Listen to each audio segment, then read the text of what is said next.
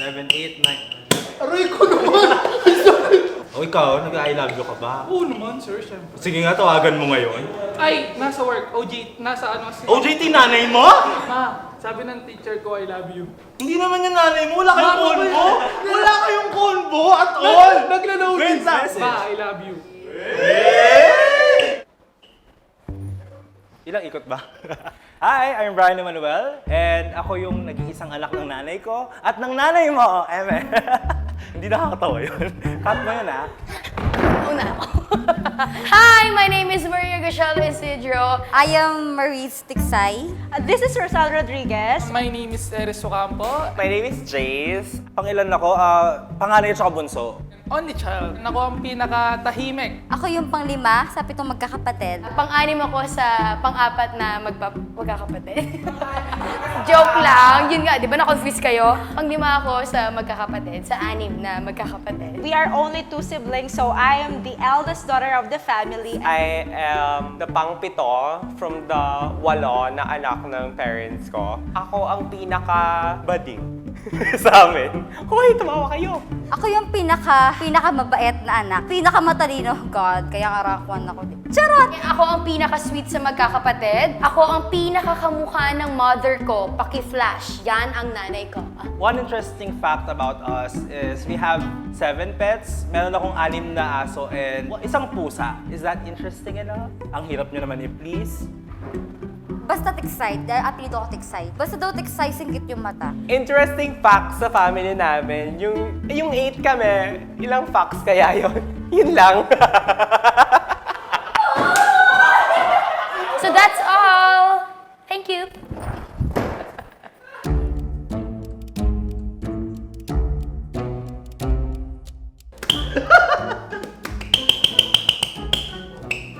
Marami naman ako sino to. Mama ko. Mama mo! Siguro yung black sheep sa amin yung yung kuya ko. Pero namatay na siya. Siya yung laging sakit ng ulo ng mother ko. Di naman kasi pwedeng ako kasi ako pinakamabait eh. Ako yung favorite. Pwedeng ano ba? Hindi sumagot? Ako na wala ako. Wala ako eh. Ay, sorry. Di ba na pwede? 7, 8, 9. Aray ko naman!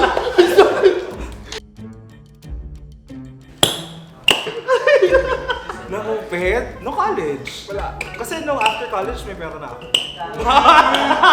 High school, kasi all this college, I'm living alone here in Pampanga, so... Actually, di ako nagugupit. Kasi yung allowance ko, lagi ko siyang ginagawa ng paraan kasi I have so many talents. What is As your kung may sumasobra, binibigyan ko naman sila. Kagaya kagabi, minilhan ko sila ng bibingka. Kasi scholar ako. Tapos, ang alam ng nanay ko, 50% scholar lang ako. Magkano ba sir? Full scholar ako. Grabe yung upit. Boom, Sam. Oops, sorry ma. Di ako lagi sinungaling eh. Sorry. Aray ko naman!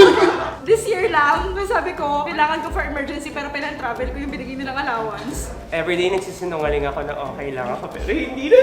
Charot lang. Hindi ako nagsisinungaling sa kanila. Kasi hindi naman ako natatakot kung may sasabihin ako. Or may nagawa ako na baka hindi na nagustuhan. Aminin ko na lang, ba't pa ako magsisinungaling? Oo, bait-bait mo naman. Aray ko. Yung mama ko, siya namimiss ko na nga siya. Everyday ko siya namimiss. Kanina nga nung kumakain kami, sabi, Mama, namimiss kita pag nasa school ako. Mama, I miss you. Nanay ko, wala na akong tatay. Siguro yung mama ko. Yung mama ko all the way. Sinusuportan niya ako sa lahat ng gusto ko. I mean, yung papa ko tahimik lang siya. Tahimik lang siya sa umpisa. Sa umpisa. Sa pangalawa, Roar na siya. So, ako napapalo sa'yo kasi uulitin ko lang, wala na akong tatay. Ay, sorry. Sala pala. Si mama ko. Kasi broken fam ako. Siya lahat kasi nag-ano sa akin. Pero bakit siya black sheep? I think yung mom ko, kasi pag siya yung nagbigay ng limit, ay nako, hindi mo na siya makakausap. ako? Charot. Sila yung takot sa akin eh. Ako yung batas sa bahay. Paano mo ka ng takot? Charot. Siguro si papa ko. Kasi siya lang yung madalang lang magalit. Pero kapag galit na siya, alam mo na galit na talaga siya nun. Yung mga Tapos, tahimik mo, ganyan talaga sila. Uy, alam mo yung papa ko.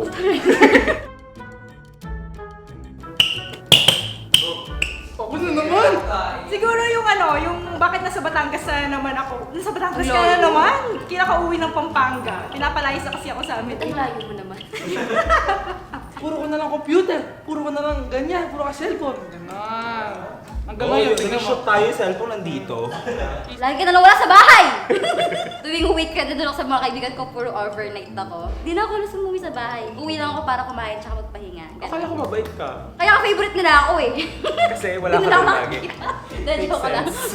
Kung gusto nyo maging favorite, lumayas kayo. Ay, ganun sabi nila gano'n, no? Ang liit-liit mo, pero yung ano mo, napakapalibot mo. Ganun. Okay lang, kasi adventurer nga, di ba? Yung padala pag Dora, Yeah. adventure. Dora the Explorer.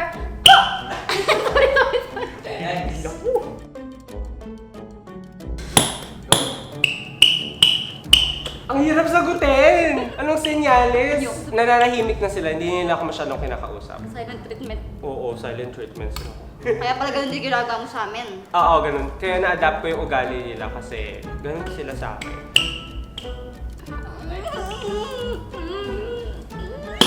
Gusto mo malaman kung paano magalit tatay ko? Eh, hindi ko alam eh. Kasi nga, Wala! Anong gagawin ko? Ay, galit ni nanay ko. Lagi niyang tinetext ang sa akin. Same lang yung tinetext niya sa akin eh. Yung convo namin lagi, oras na uwi ka na. Pero sweet ang nanay ko.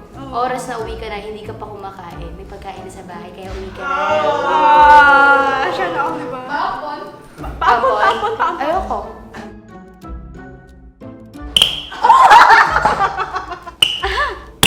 Siguro nung pupunta ng ibang bansa yung nanay ko, ang una niyang instruction sa akin, huwag ka magpapatato. tama. Pag uwi niya, 5 na yung tattoo ko. May nagawa ba siya? Nagalit. Wala. May nagawa ba ako? Siguro pinakapasaway na ginawa ko is yung pabalik-balik ako from Batangas to Pampanga pag hindi ako. Ang layo mo talaga, no? Di ba? Pag hindi ako nag-breakdown ako, pabalik-balik ako. Ganun. Sinabi ko kasi mag-enroll ako ng EDUC sa System Plus. Pag uwi ko ng bahay, become student ako. Shoot, kaya pala nandito ka. Bayan! So, di nila alam na yung in-enroll ko talaga is ABCom. Nagulat na lang sila, bigla na ako nag-report, ganun. Sinasama-sama ako ni Sir Red. Ano yung kinuha mo? ABCom. Di ba ayaw namin sa'yo yan? Ito yung gusto ko. Eh, bahala ka sa buhay mo. Siyempre, Kaya ba support- nag-enroll? Sabi mo, joke lang.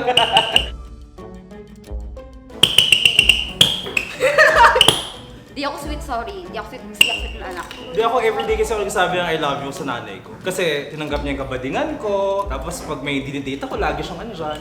Makikisalo siya sa bayad.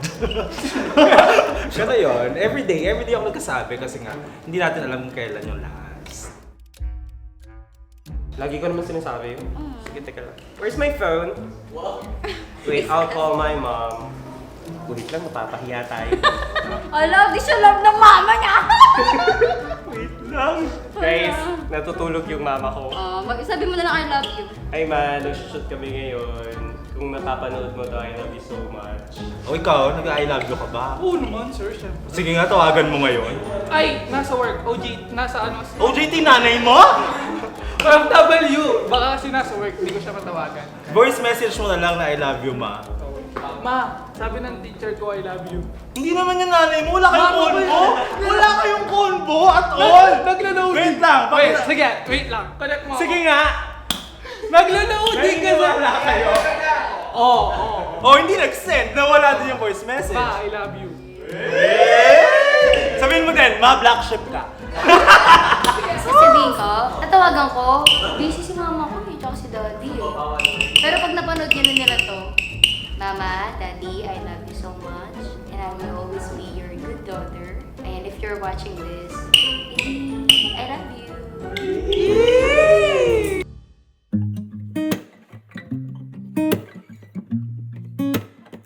Ako, ang unforgettable moment ko, nung time na yung nanay ko, tinanggap niya na yung pagkatao ko. Kasi parang 3 years or 4 years niyang hindi tanggap. Kasi only child ako, di ba? Parang nung nakita niyang bakla ako na, ang tagal ang process sa kanya na parang kaisa isang anak ko. Then, dun ko na-realize na time heals everything. Kasi after 4 years, biglang siya na ngayon nag-reach out. Yung parang yung pagkukulang niya sa akin dahil hindi niya ako tinanggap. Pinifeel niya yon na mangamusta siya. Tinatanong niya kung ipapacheck ba ako ng HIV. Inaalam niya kung may partner ba ako, anong gusto kong gawin at bilang bade. So parang yung acceptance, that's very unforgettable for me. Parang ganun. Nag-break yung parents ko. Nag-break sila since grade 1 ako. Saksi kasi ako nung naghiwalay sila kasi ako yung isa sa umaawat sa kanila. Hindi ko makakalimutan yung kasi lumipad kasi ako eh. Ginon akong papa ko. Lumipad talaga ako. Malayo. Siguro dun sa may aircon hanggang dito sa ako. Gumanon lumipad daw kaya hindi ko makakalimutan yung breakup ng parents ko. Yung namatay yung kuya ko. Dati, hindi kami masyadong close. Pero nung namatay yung kuya ko, doon na kami nag-start Uy, ba't ako naiiyak? Doon kami nag-start maging close talaga. Na up until na nagtutulungan kami. Tsaka doon namin na-realize na dapat kapag magkakapatid kayo, nagtutulungan kayo. Yun lang. Gusto mo tawagan mo? Pero linawin lang natin yung sinasabi mo ha. Yung naka-close mo, yung mga kuya mo na nabuhay pa. Kasi akala ko naging close kayo. Nung... Sabi. I mean, nung namatay kuya ko kasi, sir, doon na yung mga realization eh. Na sana, nung buhay pa yung kuya namin, mas inintindi namin siya. Kasi diba sa mga magkakapatid, laging initan ng ulo. Kasi doon ko na-realize na dapat talaga open. Yung communication, importante sa family. Sa akin lagi kong lang sinasabi sa sarili ko kapag standard ko when it comes sa ideal man is mahal niya ang kanyang nanay. Yun, lagi doon. Love you, ma. Kasi pag kaya niya mahalin na kanyang mother, kaya niya ding mahalin ako. Yun. Nung nasa 20 years old ako, na-envision ko na yung sarili ko na having a child at 25. Parang sabi ko, feeling ko kaya ko naman. And nandun pa ako sa generation na family, gusto natin magkapamilya by the age of 25. Kasi ngayon, yung generation ngayon, hindi na talaga. So yun, initially, ang sinasabi ko nga sa mom ko na ang dami-daming bata na walang magulang. So ayokong mag-surrogate muna. Mas gusto ko din mag-ampon na parang give love dun sa mga bata na hindi binayaan ng pagmamahal ng magulang kasi iniwan sila. So why not give the love that you have dun sa mga batang yun? Dapat talaga maayos mo yung mental health mo talaga. Not stable. Para di mo mabasa yung trauma Oo. na naranasan mo sa mga Yung talaga number naging- 1. Ay, lumayo ka. Iwanan Huwag mo! ako lalayo. Iwanan mo! Tulad ng kwento ko kanina. Kasi baka lumipad na naman. Kasi ako lumipad ka. Ay, kawawa ko si Eric. Uy, na lang ako! Pero next time na lilipad ko, sumigaw ko na lang ng para alam na magulang, ma-acknowledge nila na. Nako, mag-behave ka na. Ganon. Hindi, pero pag nag-aaway yung family, syempre depende sa away. May mga personal na away, may mga healthy arguments na kailangan talaga. Hindi pwedeng yung i-invalidate mo yung feeling nung nagagalit. Diba? Kung kailangan nila mag-away, you have to let them fight. Yung resolution na lang, yun na lang yung makialam ka na. Since it's a family naman, it's a family affair. So, yung ganun. Pero syempre depende sa away nga. Gusto mo lumipad, sir? Kung kaya nyo, kung paliwari. Hoy! Totoo ba? Ilang beses? Ay, hindi. Kasi nakita ko sa parents ko yung forgiveness eh. May nag-cheat sa kanila. Laging ganun sa generation nila, no? Oo. Personally, may forgiveness and naayos nila ngayon. Ewan ko lang sa akin kung kaya ko. Siguro based kung na-experience mo siguro. Kasi pag hindi mo pa na-experience, sabi na madali. Yeah. Okay lang magbabay. Yun nga yung forgiveness. Siguro experience. Ako hindi ko pa sa na-experience. So bilang matanda, cheating kasi is easier these days. Na parang with the dating apps na we have na kung ayaw na kita, may nakita akong pangit sa'yo na hindi pa sa standards ko. Red I flag. can easily swipe right. Di ba? Sa ibang tao na pwede ko silang i-date ulit. Na mag-date ako ng bago. Unlike sa parents natin, generation kasi. Ano yan traditional ligawan na nagkita talaga sila. Ginusto talaga ng mga tatay or nanay natin na yung isa't isa. Hindi siya yung easily available for us na, oh, I want to date. Yung cheating kasi, sabi nga nila, it's a choice. Yeah. Di ba? Kung hindi mo talaga mahal yung tao or yung dati mong minahal, hindi mo na mahal at may bago na, sabihan mo siya. Kasi Yeah. lahat ng mga naging, halos naman, hindi naman lahat, mga naging boyfriend ko nag-cheat. So ayoko na maranasan sa magiging asawa ko. Sige. Alam mo yung mga naging reason nila, kung nag-cheat sila, isisisi pa nila sa'yo na, kasi lagi kang busy. Pero pa pala, ay sorry, you deserve the second chance, mga cheater. Based on my experience, actually, hindi ko siya physically nakasama. Malayo pa siya. Pero I don't know, siguro hinayaan ng taas na the truth reveals. Based on my experience, oh my gosh, wow! Hinayaan! Yung ceiling, oh! Rush go! First, you should forgive and kung kaya pang ayusin, gawin nyo. Kasi, lalo na especially kung may bata na or may ano nang na-involve. yeah, May mahirap family na na. may bata na. No, mahirap. Pero, you need to sacrifice if just in case my child na. Pero, mali pa rin yung ginawa niya eh. Pero kung wala ng effort yung tao na ikaroon ng forgiveness sa puso niya or wala na talaga, wala nang willingness ayusin, you should learn to let go. Ayan, nag-run siya. In addition dun sa mga sinabi nila, huwag mo na kayo mag-cheat. Kung feeling nyo na Oo, po huwag na kayo after, mag-cheat, normal yan. masakit eh. Hindi nyo laging mahal yung jowa nyo. Ayusin nyo. Pero, eto yan ha, during dating, eto yung napansin ko sa generation nyo, dating pa lang ang label nyo, not exclusively. Nagko-commit na kayo. Nagko-commit na kayo. Which is very, very wrong. Hayaan So nyo. label muna bago mag-inarte ha. Oo, label muna daw ha, Tama, label. tama. Check your label. Check the label! Okay, sabi ng brand. Wala ko pa mas dating pa dito. Alright, ito. Teka lang. Ano ba to? Sobrang init, sobrang